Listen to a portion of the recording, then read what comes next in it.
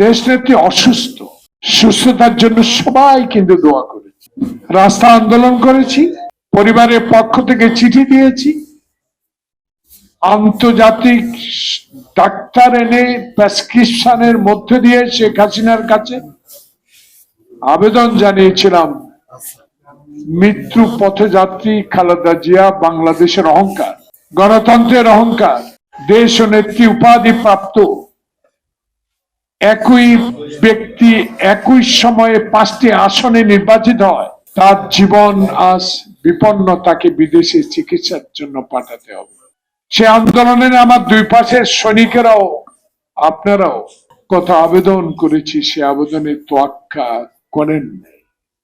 কিন্তু দেখেন, আল্লাহর রসুল, আমরা মুসলমান, বিশ্বাস যেটা করি, আল্লাহ রহমতে বেগম জিয়া সুস্থ অনেকটা, আর শেখ হাসিনা হিন্দুস্তানের অন্ধকার কক্ষে বলেন পলাতক হিসাবে এসে বিদেশে।